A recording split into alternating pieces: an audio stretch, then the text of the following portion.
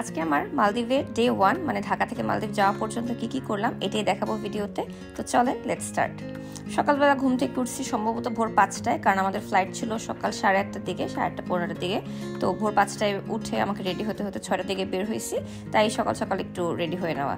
খুব বেশি মেকআপ না, জাস্ট ময়শ্চারাইজার, চোখের নিচে একটু আই ক্রিম, চোখের নিচে একটু কনসিলার, গালে একটু ব্লাশ আর হচ্ছে একটু লিপস্টিক, এই তো। আর আমার অলরেডি যেহেতু আইল্যাশ করা ছিল, আইল্যাশ এক্সটেনশন করে নিয়েছিলাম ঘুরতে যাওয়ার জন্য স্পেশালি, সো অটোমেটিক্যালি চোখে একটা ড্রামাটিক লুক চলে আসে। ও আইব্রোজ মাস্ট, এটা আমার সবচেয়ে ফেভারিট। হ্যাঁ, সো এটা করা হলে আর কিচ্ছু লাগে না, দ্যাটস ইট।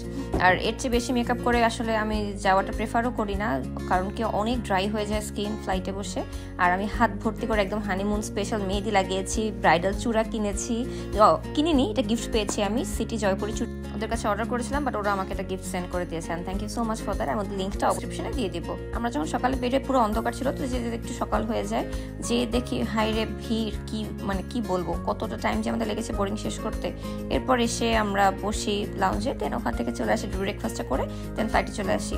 ফ্লাইট হচ্ছে আমার জন্য সবচেয়ে বোরিং একটা প্লেস। বোরিংয়ের চেয়ে বড় কথা আমার খুব কষ্ট হয়, আমার হাইট ফোবিয়া আছে, আমার মোশন সিকনেস আছে, যে কারণে আমার ফ্লাইটে থাকতে খুবই কষ্ট হয়।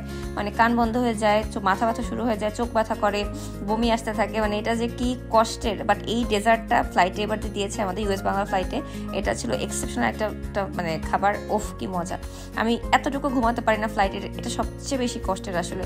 ঘুমাতে পারলে ফ্লাইটের টাইমটা পাস হয়ে যায়, বাট এই 4 ঘন্টা বসে থেকে কিচ্ছু করার নাই। আমি কি বুঝছে, আমি যে ডাইরেক্ট ফ্লাইটের জন্য ইউএস বাংলা নিয়েছিলাম, বাট হ্যাঁ ওদের সার্ভিস অনেক ভালো ছিল, ফুড অনেক ভালো ছিল, fine, but okay fine, no problem. এখানে যে দেখা যাচ্ছে আমরা অলরেডি মালদ্বীপসে ঢুকে গিয়েছি ইন্ডিয়ান ওশানের উপর, এবং দেখেন ছোট ছোট দ্বীপগুলো উপর থেকে দেখতে এত ভালো ছিল, ওই টাইমটা যে ভালো লাগা শুরু হয়। দেন আমরা ধুপধাপ করে নেমে গেলাম। আচ্ছা, নেমে যাওয়ার পর ফাইনালি আমার হানিমুন স্টার্ট, সো এইটা বলে সীমান্তকে শুরু করলাম কথাবার্তা। এরপর আমরা সিম নিলাম। সিমটা ফ্রি হলেও আপনাকে নেট কিনতে হবে টাকা দিয়েই, এবং এটা আমার কাছে কোয়াইট এক্সপেন্সিভই মনে হয়েছে, $50 মনে 100 জিবির জন্য, আনলিমিটেড টাইমে না কি টাইম জানি না। আর এয়ারপোর্ট থেকে বের হই, বেলানা ইন্টারন্যাশনাল এয়ারপোর্টে বের হই, সাথে সাথে সমুদ্র, এরকম নীল সমুদ্র, এইটাই তো দেখতে এসেছিলাম ভাই, দেখি পাগল হয়ে যায় অলরেডি। এরপর আমাদেরকে নেওয়ার জন্য, ও বাই দ্য ওয়ে, আমাদের এই পুরো ট্রিপটা আমরা প্ল্যান করেছি গেটওয়ে হলিডেজের সাথে। তো আমি কয়েকটা ট্রাভেল এজেন্টকে আমরা নক দিয়েছিলাম, তো ওদের প্রাইসটা আমার কাছে সবচেয়ে বেশি রিজনেবল লেগেছে, এই জন্য আমি ওদের কাছ থেকে নিয়েছি। আর ওরা একদম সবকিছু প্ল্যান মতো, আমরা যখন নামি বেলানা ইন্টারন্যাশনাল এয়ারপোর্টে, কেউ একজন আমাদের নামের বোর্ড নিয়ে দাঁড়িয়ে আছে, ওরাই আমাদেরকে মাফুসির জন্য স্পিড বোট না কি বলে এটা, ওয়াটার বোটে উঠায় দেয়, দেন ওখান থেকে আমাদেরকে হোটেলে নিয়ে যায় ওদের ইয়াতেই।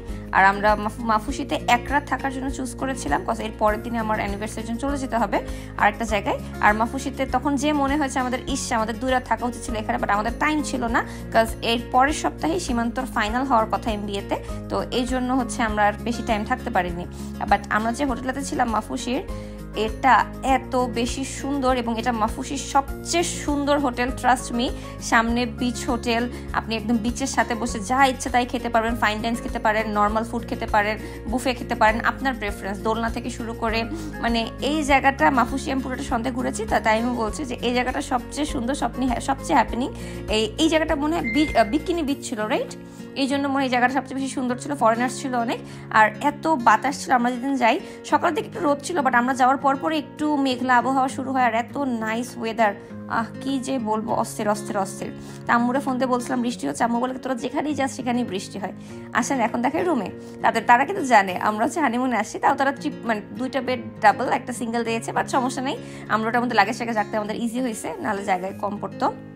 এটার ভিউটা আমি তখন পর্যন্ত দেখিনি, আপনাদের সাথে দেখাচ্ছি, এই দেখেন, জাস্ট খুলেছি, একদম বিচ ভিউ উইথ বারান্দা, ও মাই গড।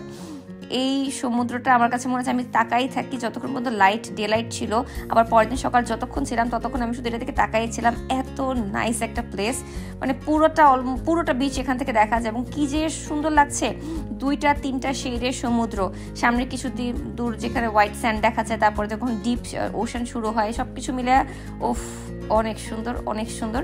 হ্যাঁ, একটু গরম ছিল, যেহেতু আমরা জানি মালদ্বীপে তো গরম হবেই, তো ওটার কিছু করার নাই। আর এই টাইমটা আমি বলছিলাম সীমান্তকে চলো তাড়াতাড়ি চলো, প্লিজ চলো, আমরা কখন সমুদ্রে নামবো, কিন্তু সমুদ্রে নামতে যাই আমার যা হয়েছে, আচ্ছা ঠিক আছে ওটা পরে বলতেছে। তো নামার জন্য পাগল হয়ে যায় এই মুহূর্তে।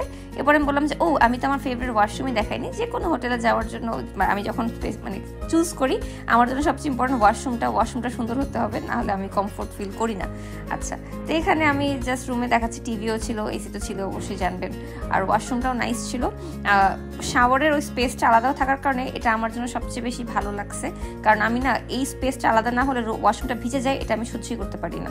আর ওদের হেয়ার ড্রায়ারটা অনেক জোস ছিল, এটা সবচেয়ে বেস্ট পার্ট। আর আমার কাছে মনে হয়েছে আপনি যদি বাজেটের মধ্যে মলদ্বীপে যেতে চান তাহলে মাফুজাতে থাকলে আমার মনে হয় আপনার ওই সমুদ্র দেখাটা হয়ে যাবে এবং আপনার বাজেটটা অনেক কমের মধ্যে আপনি কুলাইতে পারবেন। কারণ এরপর যে আপনি রিসোর্টে যান সেটা অনেক বেশি এক্সপেন্সিভ হয়ে যায়, এটা আমরা সবাই জানি।